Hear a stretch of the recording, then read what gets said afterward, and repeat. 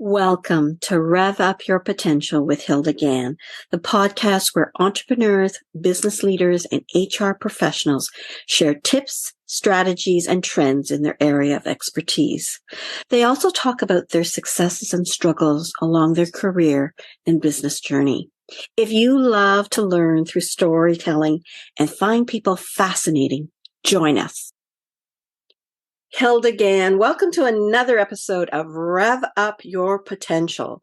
We are in season 4, and my guest today is Elena Sabry.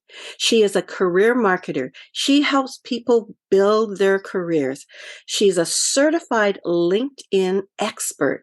She's also a Fascination certified advisor, and she has a marketing communications specialist background.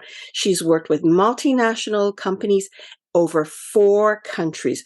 She is such a wealth of knowledge. I like to welcome Elena. Thank you for joining me today, Elena. Thank you very much for the invitation. I'm happy to be here, Hilda. I'm wondering if we can start off by, just highlighting a little bit about your career for our listeners and our viewers.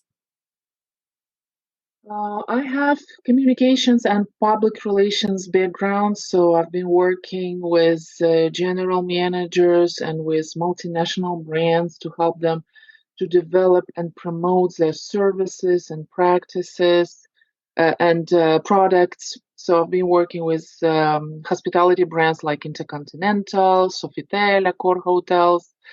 I've been working with Amway for a long time. And then now I'm helping people to become more visible and to promote their brand, do their personal marketing, entrepreneurs, business owners, or executives. And I know you became a LinkedIn certified expert. What does that mean, and what are some of the tips and strategies you can do to help us with our LinkedIn profiles? Yeah, LinkedIn is really big in terms of professional growth. So if people cannot find you online on LinkedIn, so it's very hard to know what you are doing now. So starting from COVID, when people were losing jobs and lost the focus what to do next, LinkedIn did a lot of changes to help people to continue their professional development, to find the jobs, to become more visible. And now I see a lot of entrepreneurs who want to build their presence, their brand, because they have a company, but they want to be to attract their customers and prospects. So a year ago, I was certified by the National Resume Writers Association, and they have beautiful certification for online profile experts, including LinkedIn. And this training, which was run by recruiters, famous recruiting company, and it gave the edge for my clients because whatever we are doing, we're working for a company now, but tomorrow everything can change. We can start our gig, develop our second career, or we want to remind our connections when we're looking for a job or for the next opportunity. So people go on social, and LinkedIn here is indispensable because it's the largest professional network where decision makers are, where the CEOs are, recruiters are, business owners are, and it's kind of crowded place. So in order to become visible there, so I believe in personal marketing. So it's about all visibility. So you need to be more visible. You need to have your people need to remember you. They need to find you, and this is what I'm helping people to do. And this helps entrepreneurs, business owners, and it helps career-minded people who want to be noticed, because it's very frustrating finding the right job. So what are some of the tips that you have for us to help our LinkedIn profile? What would some of those suggestions be, Elena? Know your archetype, know your brand. I think this is the key, because LinkedIn, other tools, resumes, it's all the tools. It helps you to get there. It's a vehicle. But knowing who you are knowing what your advantages are and what you bring to the table, what makes you different, what makes you unique, your talents. And this is what distinguish me from other coaches, career consultants, or personal brand experts, or if you're HR manager, director. There are so many people, and pretty everyone has the same background, education, worked for companies, But what makes us different is our brand, is who we are, our talents. And this is the fundamental. And what you're saying is, how do you stand out on LinkedIn? Because all of us have, gotten a designation. All of us have experience in our area, whether it's marketing or HR or engineering. But how do we kind of rise above that? And you used a few words: uniqueness, archetype, advantage, know who you are. And these are some of the things that we use, because both of us are Fascination certified advisors. And we have, through Fascination, have learned to help others and ourselves identify what makes us unique. Right? So let's have a conversation about fascination. Do you want to describe what fascination is? I think you will be better because you are the trainer for Fascinate Certified Advisors, this batch. All right. You're my guest, so I wanted to give you first crack. Fascination Advantage is how you stand out in the world. And unlike other tools that are psychometric testers like DISC or Myers-Briggs, they look at how you see the world, how you pattern, and are you analytical or are you a people person? But fascination looks at how the world sees you. It validates that. What's the impression that I'm giving off? So what both Elena and I love about fascination is it helps you see how the world sees you. And through this psychometric testing, 5-10 questions, you get a 16-page report that says, this is who you are. And when you exhibit who you are with confidence, you create that trust, and that know, like, and trust will help you get that job, will help you get that client, will help you build relationships amongst your team. So did I describe it the way you? Yeah, you're correct, Hilda, because when we know our advantages, our primary advantages, so we stand out from the crowd. As I said, there are so many executives competing for one job, or you're going to win the contract of the client. It's all about how we influence other people. So we need to stand out. And Yeah. your profile, if you know your advantages, we can brand it, even using the wording, even using the visuals, using your anthem. So this is your motto. And this is what Fascinate system helps you to do. Because it was created by number one American copywriter and marketer, Sally Hotshead. So she did marketing for the companies. She was writing a copy, and then she wrote two bestsellers about how people can brand themselves and show the advantages. For example, I am a catalyst. Well, I'm like Sally, catalyst. It's my advantages. Passion. So I love working with people. Like 4 years, I had only one-on-one consulting. I just starting my online course because I cannot meet with everyone. But passion, people is everything. So I was selecting the jobs people oriented. I cannot be.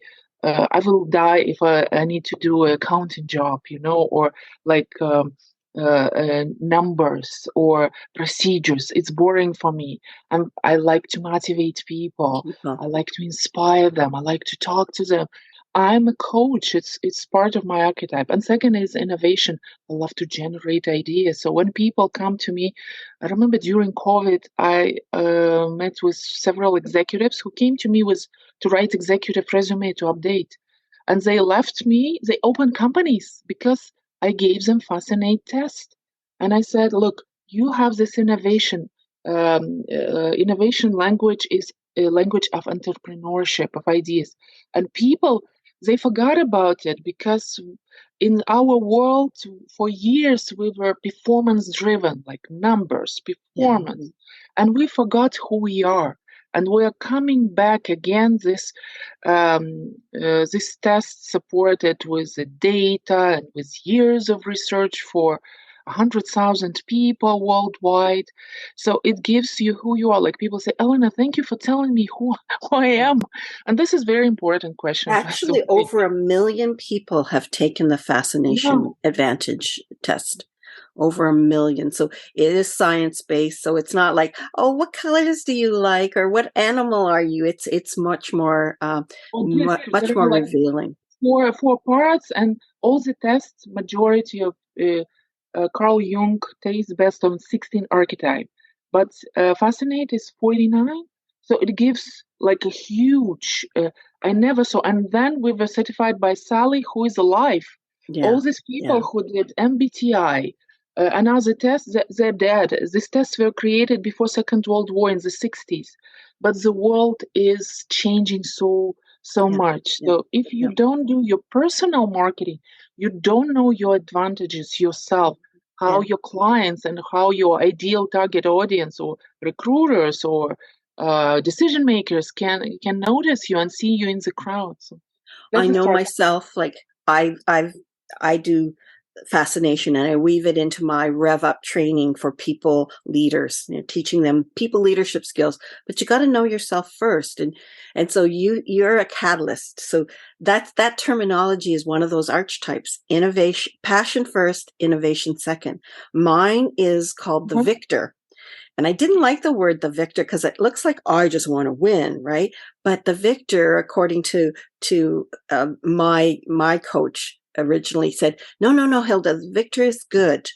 You know, victor stands for prestige, which is the Mhm. language of excellence. So I'm continuously looking at improvement, whether it's improvement in myself or improvement in processes, anything. I just want to improve Mhm. anything and everything. And then my secondary is power, the Mhm. language of decision making. So, Leadership. so it Yeah. came out as the victor. And she said, Hilda, the victor is a really good thing. It's about creating win-win solutions. And I said, yes, that is who I am, that who's always looking for helping create the best solution for both parties, all parties and stuff.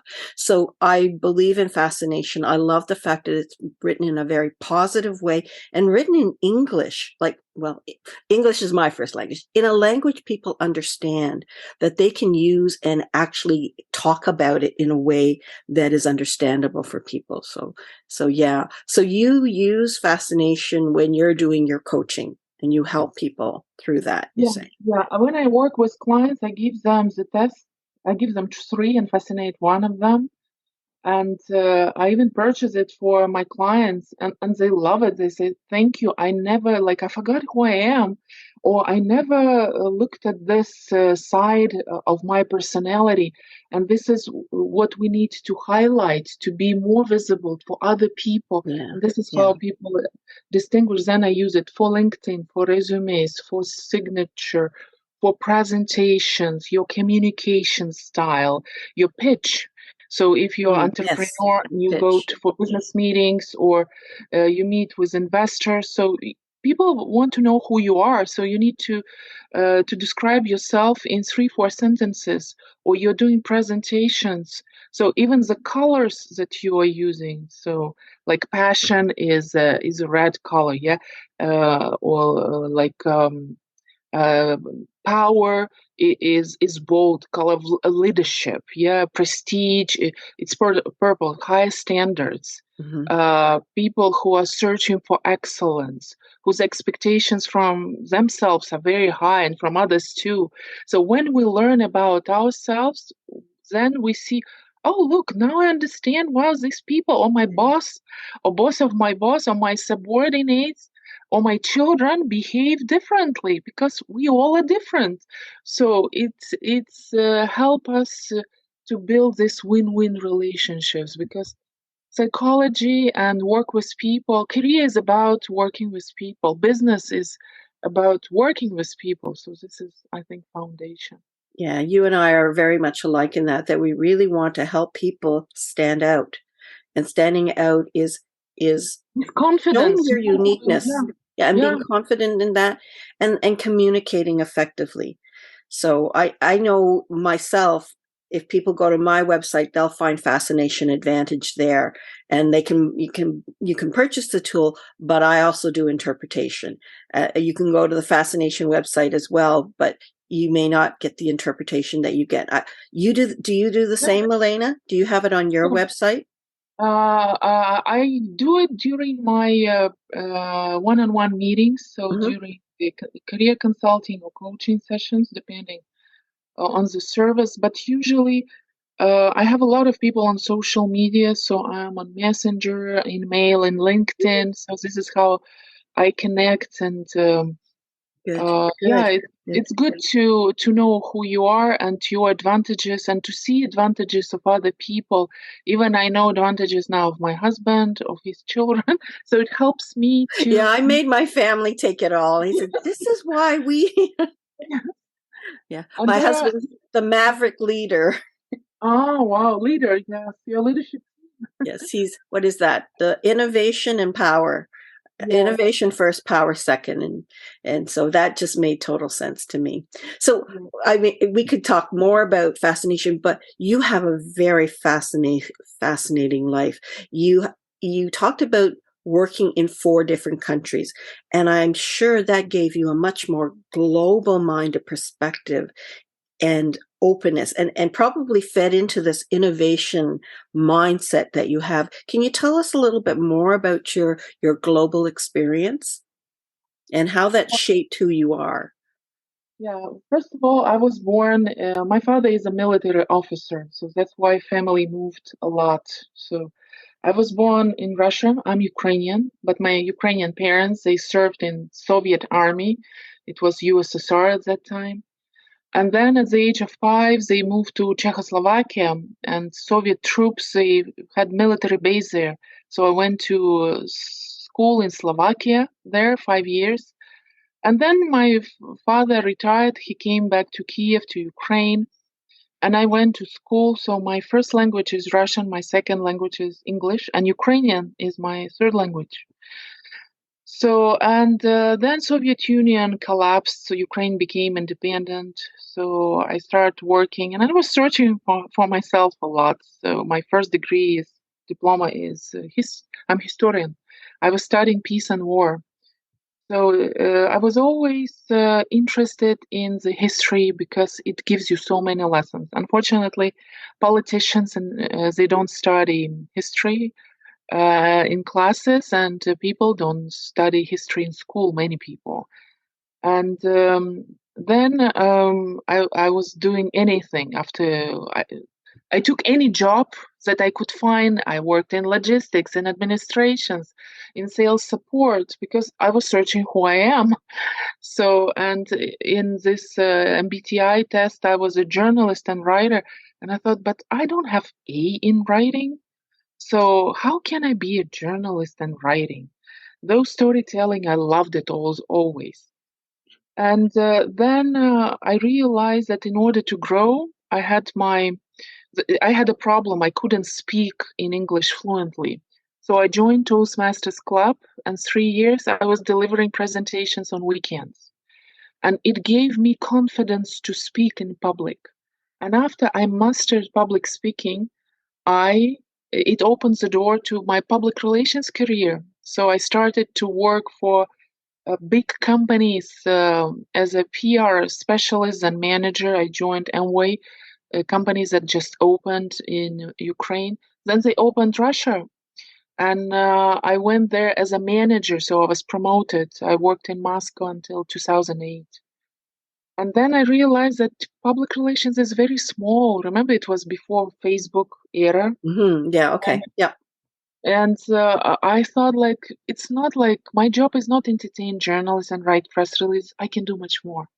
So, and I went to business school, and I had MBTI test, 70 questions. It changed my life. I saw who I am. And then I talked to career professionals. I worked with coaches because I was searching for myself which profession to choose. So I'm teaching I teach what I preach. I went through this. I went through middle age crisis. So I was burned out at the age of 30 in Moscow. I ran away to business school. At the age of 40, I was done with hospitality. 7 years I worked in hotels. And my last job was as marketing director in five-star hotel in Abu Dhabi in United Arab Emirates. Wow. So I traveled the world. I saw the cultures, and I realized that people pretty much the same. We're all walking on the pyramid of Maslow to find this secret, who we are and what we want to leave in the world. Yeah. Yeah. And once I was asked, like, you have 1 year, what you would do? And I said, I want to write a book.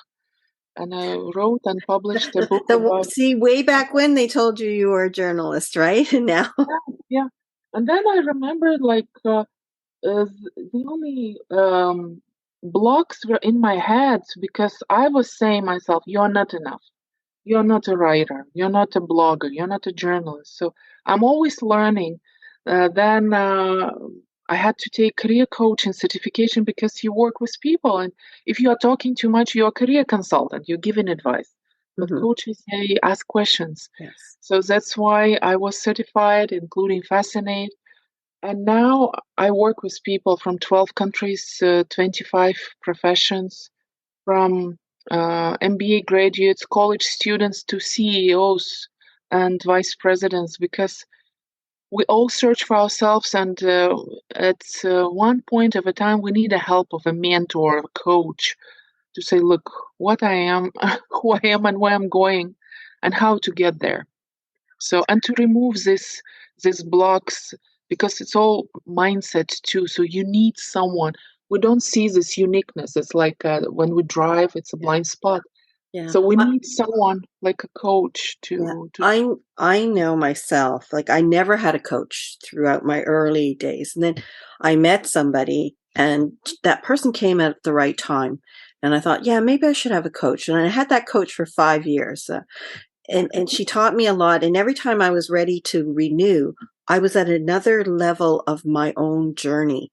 And she was at a level where she would be able to help me. So we continued on that role for 4 or 5 years. And I know for me, what I've got so many things inside my head and things that I'm doing, and I don't have time to stop and think. But when I have my coach, as you say, the coach is not telling you what to do. The coach is listening and asking questions, right? So what that coach does for me is they listen to my ideas, and then they help reflect back on me what they're hearing, what I'm saying, and I don't know what I'm hearing, I'm saying, right? Ask this right question that will give you aha moment. Exactly. Yeah. I never thought about it. Maybe this is a good, because we need to have a plan. We need to have a focus. Yep. Yep. And coaching helps you to have this clarity, because we all are busy. We went through COVID, we were working from home and continue working 2.5, almost 3 years, And then time is changing so fast, looming recession, war in Europe, rising cost of living, and puts pressure on everyone. Either you're executive, you are manager, you are employee, you are parent, So this is the investments that you do for yourself. So once in a lifetime, you need someone to listen to you. I would highly recommend people to find somebody that helps them find themselves, right? There's a coach for everybody. And I think people should get a coach. And I know you and I really got to know each other through Fascination, because we were both speakers at the summit this June, which was really, really exciting. And what I got out of your presentation was that passion in you, that desire to help other people. And the gift that you have is you understand and had so many rich experiences, and you took your coaching designation, so you know how to listen and to find that uniqueness out of people. You know, you chose to take Fascination for a reason. You chose to take LinkedIn for a reason. All of these are helping you, and you're such a generous person. You were cheerleading all of us Fascination coaches and say, we got to stick together. We got to help each other because we can make a difference, you know. And I heard your love to help other people, whether it's the group of us as Fascination advisors or whether the people that you coach. So I just wanted to put my little thoughts in about my perception of who you are. So thank you. Thank you, Hilda. And I want to say that no one achieves success alone. Yeah. So even if you see I live in Silicon Valley, so all these technical companies, Mark Zuckerberg, Bill Gates, they all had mentors, Mm-hmm. Mm-hmm. and they had someone who supported and believed in them. So, and I think that women sometimes we need to ask for more help, and to sharing. And when um, you start writing, you start blogging, or you have this honest conversation with at work, people see who you are, Yeah. and they're ready to help. So the world changing, or you write a post and you say, guys, I need this help, or I have a question, you will be amazed how many people are ready to help you. And every one of us has influence, and that sits inside of us, but we need to communicate more, Yeah. and then people, when they see who we are, we attract the same people, the same clients, the same audience, and we do the stuff that we love, and we're getting paid for this. How good is that? So I think this is When at, you do at the end, something that you really love to do, yeah. it's so gratifying. Can I go back to the fact that you said that your background with your, born in Russia and Ukrainian roots, and you and I've talked about it. You went back to Ukraine 3 months after the conflict. Can you share some of that experience for us? I'm sure our listeners would love to know from somebody who has a Ukrainian background and has been there. Well, my mom is in Ukraine. She's 74 years old. I have a sister who's a dentist, who has her practice, who has her patients. She has her husband and 18 years old son who cannot leave because man cannot leave the country. Right. So it was very, when you are there, it's easier because you are together. Yes, you hear the sirens daily, you go to the bomb shelter, but you are together. But when you're on the distance, your heart is tearing apart. Mm-hmm. When your country is bombed and raped, and the whole world is watching, though we are grateful to every partner, for every person who is helping, because it's what's going on is it just breaks my heart every day. So every day I wake up and I call my relatives if they're alive, if they're okay. Now Russia is hitting the electricity station, so people, they have blackouts like half of the day. And I couldn't wait, so I bought a ticket and I went through Dubai, through the Warsaw. Then I took a train because airport is closed, and I saw it in my own eyes that people live and work under sirens, under bombing and shelling, and it's became, unfortunately, we get used to it. It became part of our life. So I joined even a local Rotary club because Rotary helps a lot to Ukraine, and I want to bring back what people, uh, supporting to Ukraine. But I wish everyone, any person, peace, and I wish that no one goes through the war. Yeah. We listened to my grandma was a labor in the during Second World War. She worked in Austria for the Germany as a girl, 15 years old, as a teenager. She was brought to Germany to work in Austria farm, and every day when I went to my like I had holidays in summer and winter, every day she was telling me about the war. and it was somewhere far and not with you. You saw the war on your screen from movies. Yeah. But unfortunately, the war became now part of Ukraine, and I'm just impressed uh, with the bravery of these people who don't leave the country. So I was a mentor of Ukrainian women who stayed in Ukraine to support them. I joined. It was a program funded by United Nations to support the women who are entrepreneurs, managers, to support theirs. So I I hope. saw your recent post where you showed how a healthcare worker was working by flashlight when the Yeah, electricity is out. with candles and flashlight, and Candles, yeah. yeah, we are collecting now money for generators because energy, electricity is everything, and winter in Ukraine is cold. It can Oh, be yeah. It must be minus hard. 20 degrees, and the days sun goes down at 4. You know, in the north, you live in Canada. I So know it went down at 4:40 yesterday, and I'm going, my yes, yes. God, I thought it closes at 5, but obviously, no, the sun goes down a bit earlier than that.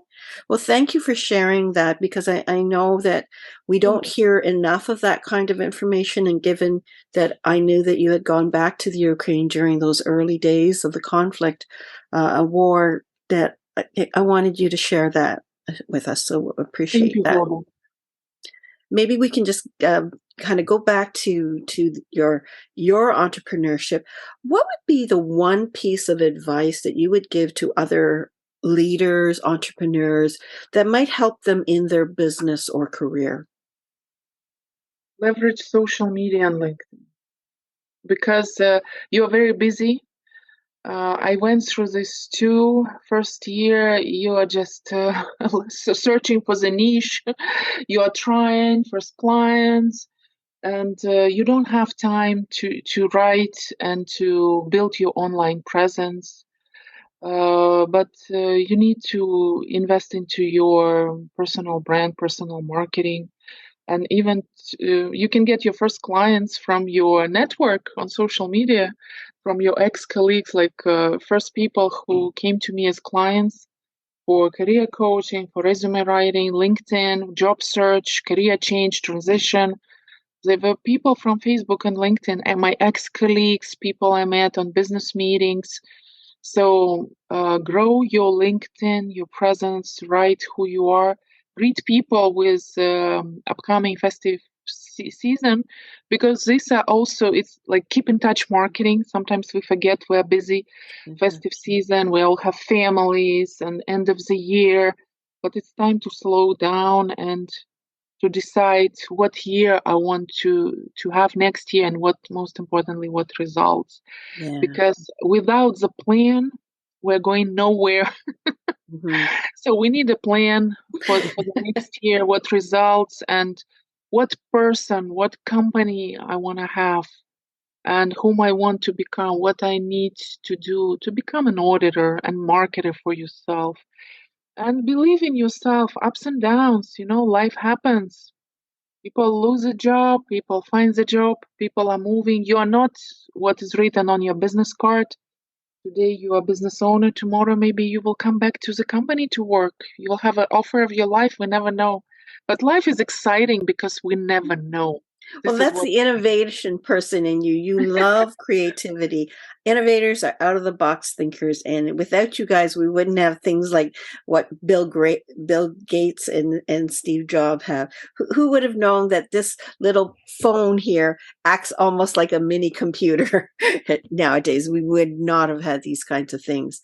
You are a career coach. You are a person that helps people find jobs, you know, and right now, from an HR perspective, number one thing that is taking time for HR professionals and businesses is recruiting.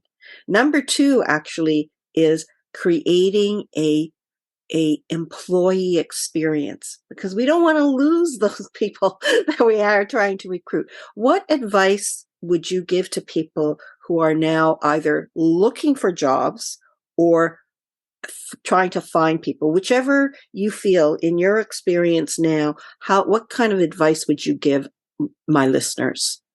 Mhm. It's interesting times we're living in because it was COVID, people were losing the jobs. Then it was great resignation. You couldn't find the talent, people, uh, everyone was looking for some, like, it's hard now. It's outplacement. People are companies need to let go employees to cut some fat, because otherwise they will not Because of the survive. recession. Yeah. And Yeah. it's such the job of human resource manager leader is so hard because you are between all this, wheels, and you need to act fast. You need to spot the trends. You need to keep talent. You need to prospect, attract best talent. You need to have right programs in place, like well-being. It's not only about nice offices, comfortable, or some perks. It's about mental health, about financial health, because recession. Yeah. So we need to act fast, and we need to let know our leaders, our CEOs, our bosses, this is what HR can do. Yeah. We need to let know to talk to your employees, your talent, to say, guys, HR is much more than what we did before, because we're here to support you. Because you may come to the people you're laying off now, outplacing them in 3 months or 4 months, and inviting them back to work. So you need to be nice. You need to build good relations with them, because it's like a circle. It never finishes for the human resource manager. You're prospecting, you're hiring, you're training, you're transitioning, mobility programs, outplacement, and this is a circle, and it's like deja vu. I've seen it somewhere. It was in 2008 on 2000. Yes. The You know? last recession. Yeah, so communication is the key. Communicate with your people. When people are laid off by email, I watched yesterday Up in the Air with Clooney, this movie. Oh, I right. love, yeah, I love this movie. That was You know, so. yeah, but now at least they went there to fire people, to talk to them, look into their eyes. And now people are laid off by email and Zoom.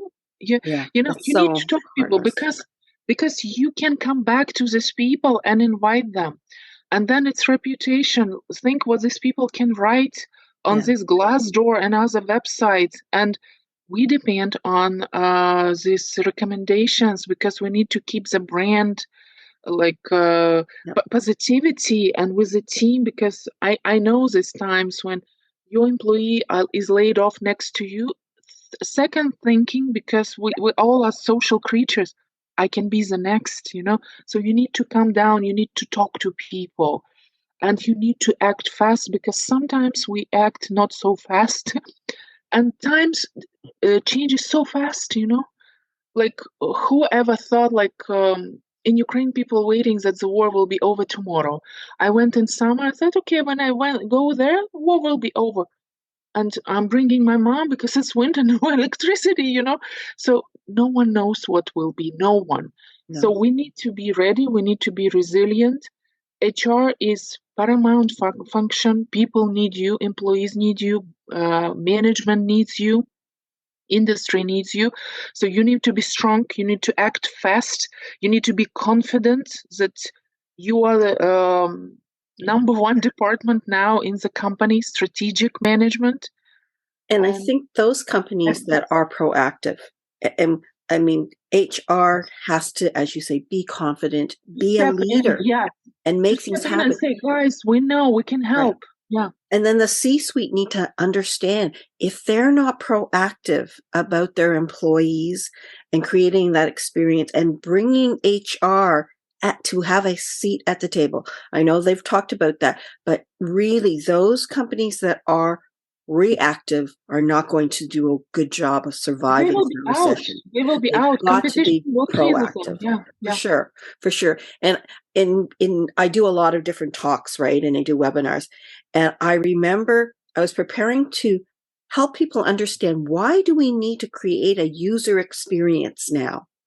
And I actually found a webinar that I created in May of 2021. A year and a half ago, before the Great Resignation, before all this, I was predicting we need to make sure we are culture experts, that we are making people feel valued and wanted in their organizations. And so we as HR need to think about what does the future hold? Where do we need to position ourselves, our organization to survive this recession? So I I know you agree and I could talk all day on branding, HR, employees, and staff, but I want to thank you for coming. What would you say is the legacy that you want to leave? Through your career, you've done so many different things. What would the legacy be that you are working towards? I would like to impact as many people as possible. That's why I'm starting my online courses. I will do more lives and webinars because I'm stepping from one-on-one coaching and meeting with clients.